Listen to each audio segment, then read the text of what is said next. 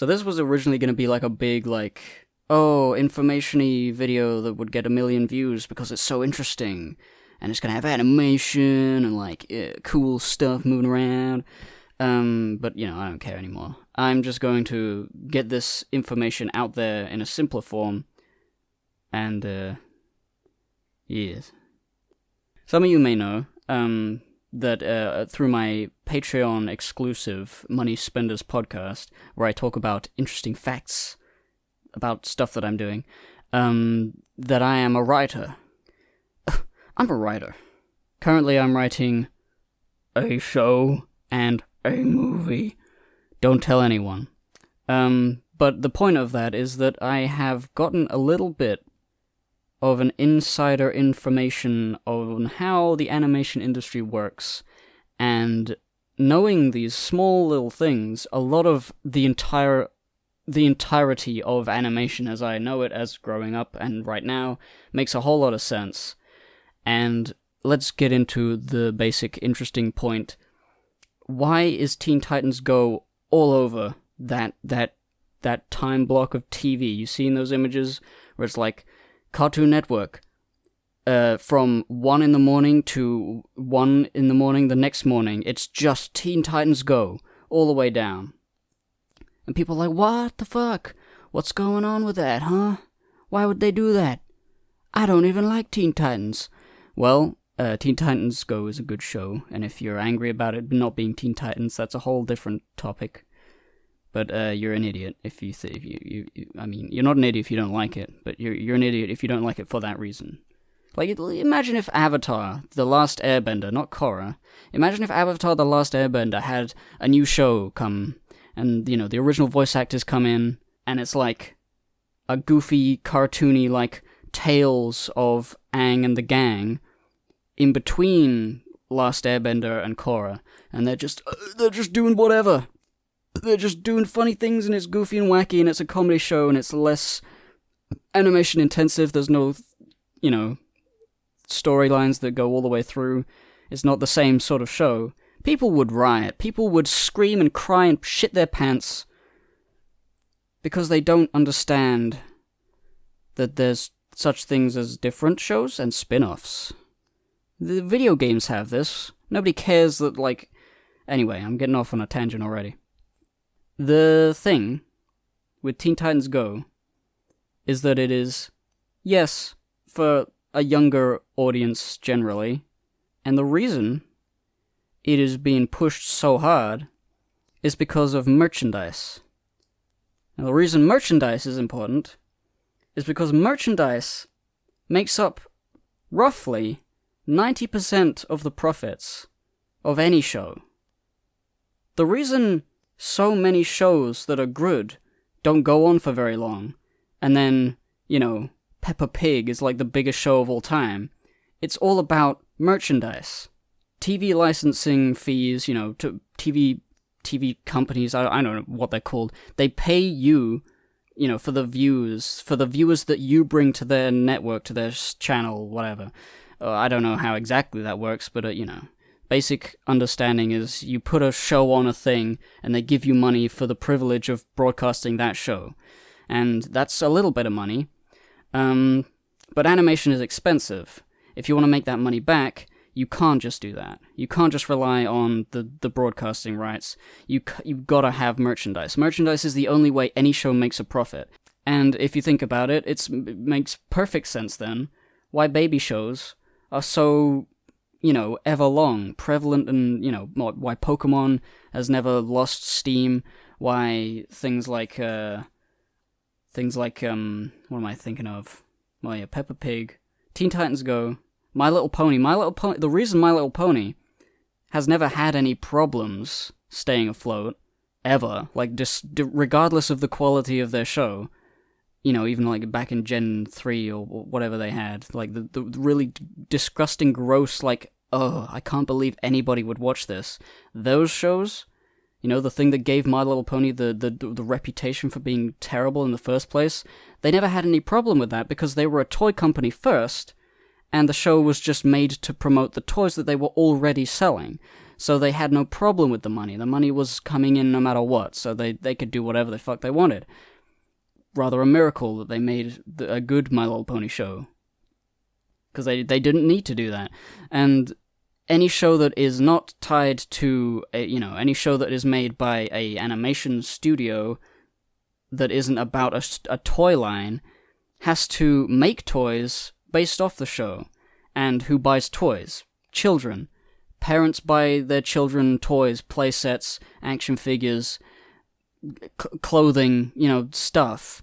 They buy stuff, and that's what makes the show the money back. It makes a profit, it makes it so that the people at the top, they're like, this show's raking in the dough! Because it's so fucking easy to make, a profit off of, a bit of Chinese plastic, crumpling it together, it sort of looks like this guy. You make a big old cash. And so if you think about any show in the world, and the audience that it has, and the fact that there's not a lot of there's not a lot of shows for teenagers and young adults that are animated, because the production costs for animation are so high, and teenagers and adults don't buy things, They'd rather spend it on a Netflix subscription, or alcohol, or drugs, or things, the things that teenagers buy. Teenagers buy video games, so if you can get a video game tie-in, that might work. But then again, it might not. It's kind of, the lower the age that you can attract, the more likely you can make plushies and sell them. I mean, people of all ages like plushies now, but there's just not enough, Pokemon attracts very small children, which is why their games constantly appeal to small children. They want to do that the most, because if they make a Pokemon game that doesn't appeal to smallest children, they won't be able, those are a whole big amount of people. I mean, they overdo it. They overdo making the games for babies in an effort to secure a new generation of Pokemon fans that will buy things and ask their parents for plushies and duvet covers and whatever. So you think about everything, like Japanese animation as well. How does a Japanese animation company make their money? A lot of it again, through merch. A lot of shows in Japan, as you may understand, appeal to a big old adult demographic and a young, teen boy demographic with a lot of the fan service stuff. Because it's a thing in Japan, less so in the US, because we hate, well, I say the US, I'm English. In the Western world, it's, gross, sex is bad, ew, don't ever even see anything sexual at any point. So it's harder to sell sexy girl merchandise in the West than it is in Japan for whatever reason. So they can have shops where you can go in and buy oh, look at this new anime and the girl's got big old tits, ha ha, and all the people buy merchandise that is boob mouse pads, dakimakuras, the stuff. It's occurred to me that I don't know if any of the money spent on things like that actually goes back to the show. So I'm wondering, do they make... Why do they put the fan service in there? It clearly does something for them. Maybe it's not the merchandise sales, maybe just better ratings or something, I don't know. Take everything I'm saying with a grain of salt. The larger point of the matter is merchandise is very important, more than you would have otherwise thought, maybe. And that's that divergence. And so there's somewhat of a merchandise market in Japan for shows that appeal to a teenager, young adult, male audience bracket. But still, the stuff that makes the most money is the stuff for kids, because the kids are their babies and they scream and their parents are just I'll buy you something, I'll just shut up, that's the most powerful thing in the world, is kids screaming.